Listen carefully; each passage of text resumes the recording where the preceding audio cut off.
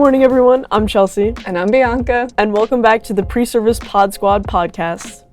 So this morning, our Motivational Monday is going to be a little bit more of a serious kind of talk. But what we wanted to bring to the table today is an Instagram post that I saw a few weeks ago. And it was actually an advertisement for Black History Month. It was this t-shirt that said something along the lines of like, 1 month isn't enough. It really hit me, and I feel like just that t-shirt, that phrase that they used, really has a deeper impact than the words that is written on it.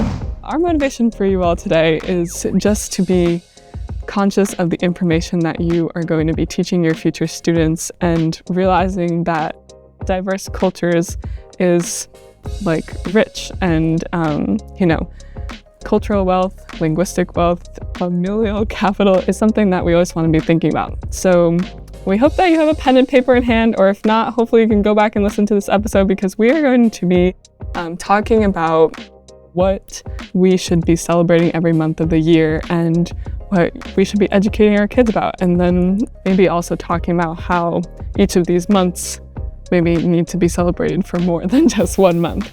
We honor September to be Hispanic Heritage Month from September 15th to October 15th. In October, we also have the Week of Respect. In November, we have Native American Heritage Month. December is all the holiday seasons like Kwanzaa and Hanukkah and Christmas. In January, we have Holocaust Remembrance Day on January 27th, as well as MLK Jr. Day. In February, we have Black History Month, Random Acts of Kindness Day, and Lunar New Year. In March, we have Women's History Month. In April, we have Autism Awareness Month and Arab American Month. In May, we have Asian American and Pacific Islander Heritage Month and Mental Health Awareness Month. And in June, we have LGBTQ+ Pride Month and Juneteenth. So this is a list of months of the whole year where we commemorate certain cultures and holidays. And I think it's important that each month sort of is recognizing one, but as you mentioned before, they deserve more than just 1 month. In the parameters of the first day of the month to the last day of the month, we commemorate it. But then past those parameters, are we still highlighting that group? Especially if it's an underrepresented or marginalized group, they deserve more than just those 31 days. And so in my mind, what I'm thinking of, this means especially a lot to me as a history teacher of secondary education. What kind of message am I sending to my students if their culture is highlighted for just a few weeks and then past that, we don't speak of that at all? That's sending them the message that they're not deserving of any kind of importance or celebration past those parameters. And that's such a harmful narrative to spread to them because obviously their culture deserves to be celebrated all days of the year, 365 days. And I just don't want any student to feel like their culture doesn't have a place in my classroom. And so recognizing that these months are good because we're recognizing that they need to be highlighted, but it should be more than just this one label. Yes, and I feel like even beyond what we listed, there are more things, like more celebration months that, exist. And especially in history, I feel like it is difficult for teachers to, have to abide by the curriculum, but then also expand it to include and represent the cultures of the students that they're teaching. And so it can be difficult to find that balance, but as you said, like students deserve to be learning about their culture and their classmates' cultures for more than just a few weeks at a time when we're recognizing it. So it's something that we have to consciously do. We have to consciously think about the ways that we are creating our lesson plans and deciding, what to teach and what not to teach. And it's something that you don't have to do on your own too. I feel like it's really important to collaborate with teachers around the school and just try to be as inclusive as possible, within the classroom. Yeah, and I could see how it might be a concern of teachers. It's like, this is adding to their workload almost, or they might see it in that way. And I understand, but maybe a solution to that could be proposing a project where students do a project that highlights their own culture so that it can still be brought into the classroom, and it's not necessarily the responsibility of the teacher to pull from every single culture, but the student is given the autonomy to bring in what's most important to them. And maybe that's something that can be presented to the class as a whole, or maybe it could be a showcase at the school school so that everyone in the school community is exposed to what that student finds to be most important. Or it can take the forms of different mediums. Maybe it's in the form of a podcast or a video, a poster, a campaign poster. Like, it can be anything that the student wants to express themselves and what they find to be important and what they want to share with their peers. And so maybe that's a solution as well, so that we're not putting the entire workload on the teacher to take it on themselves, but rather give the students the freedom and independence to bring in what they want to bring in.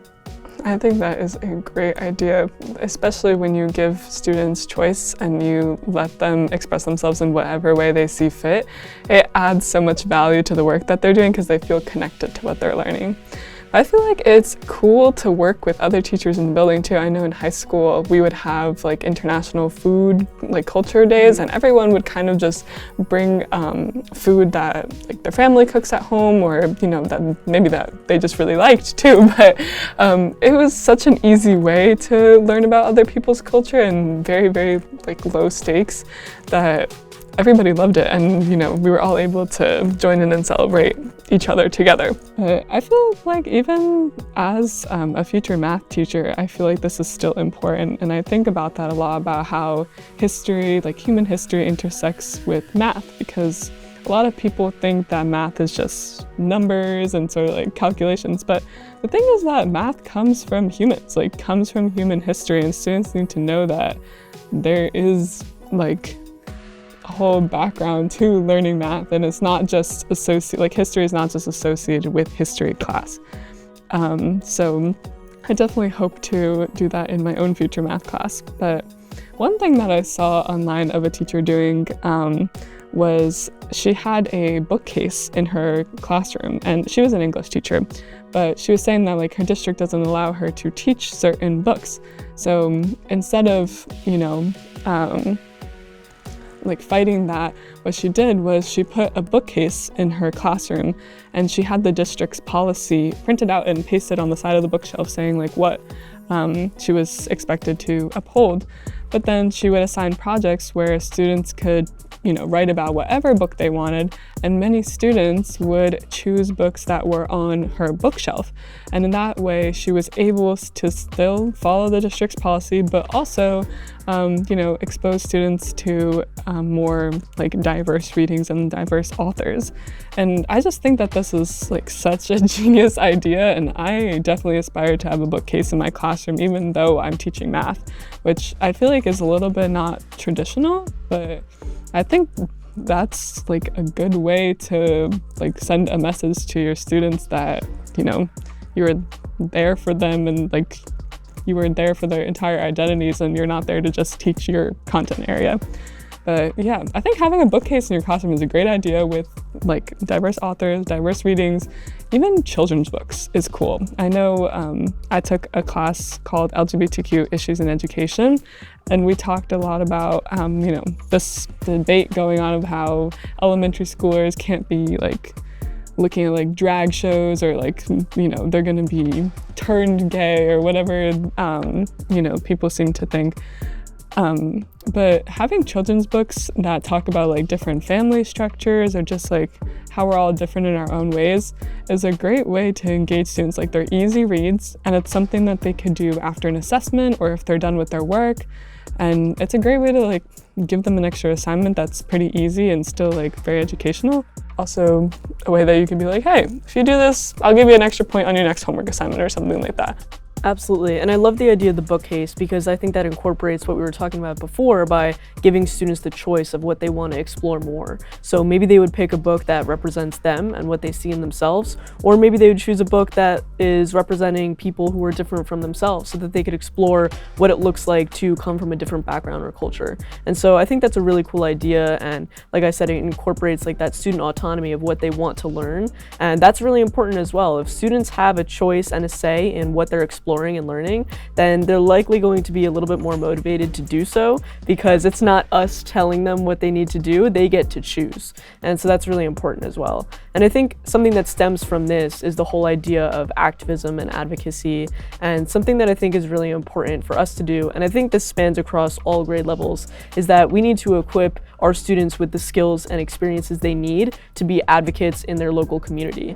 And so maybe this could be, for example, like at the secondary level, example, in a middle school or high school, if a teacher, say, there was like a rally going on in the local community, or a board of education meeting or a town meeting, maybe the teacher takes their class on a field trip and they go and see what that looks like, what it looks like to try to make change in a community. And so maybe you have a few students who are inspired and they want to pursue that as a potential career. That's a really great opportunity as well, and I think that's not explored enough in schools. And so if we were to equip all of our students with these skills to make the change they wanted to see, I think it's so cool to envision how different our communities may look like if we empowered our students to make a change.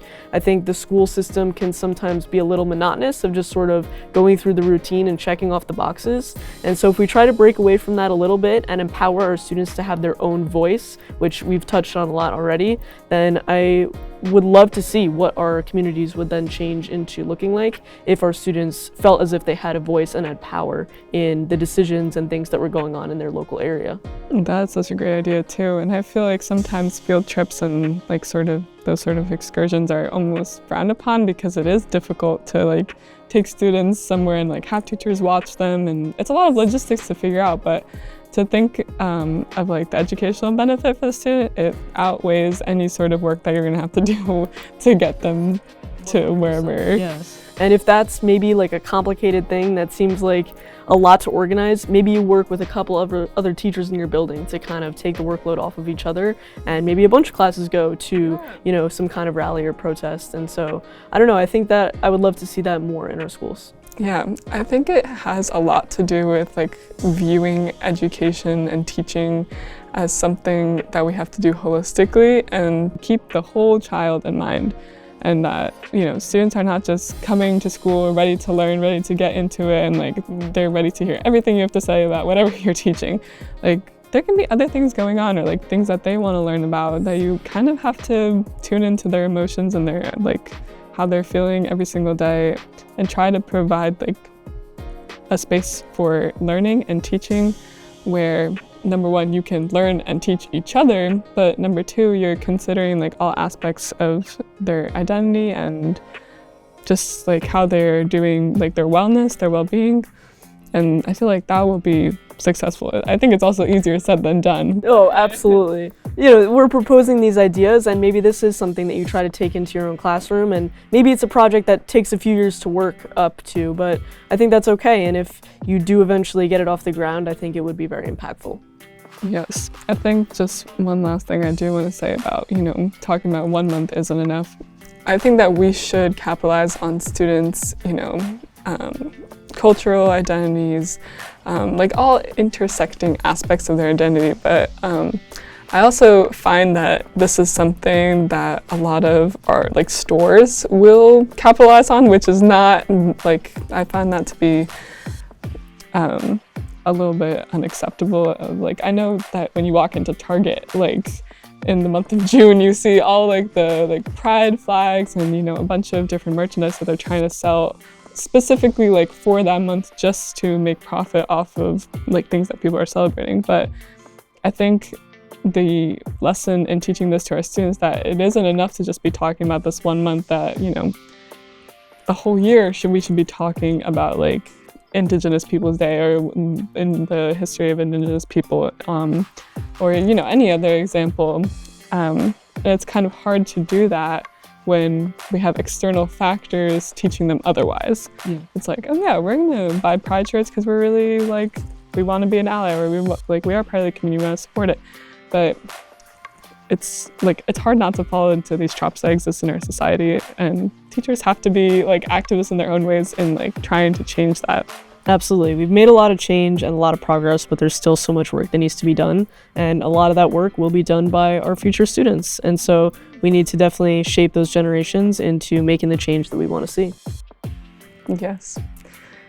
I could not agree more. That is, you know, we are educating the next generation of leaders and activists. So 100%, 1,000%, 1,000,000%, we have to like keep their future in mind and the future of our world in mind. Well, thank you so much for joining us on this Motivational Monday. I appreciate you being here. We hope this gave you a little bit of insight as to what you should be including in your classrooms and educating your students on. And overall, I think the overarching theme is to just keep the identity and cultures of your students in mind when incorporating information into your classrooms. And remember that 1 month isn't enough. We need to highlight all of these things across every single day of the year. Yes, and don't be afraid to ask questions or educate yourself when needed. It is no shame at all. It's actually amazing that you are taking initiative. So thank you everyone for joining and listening with us.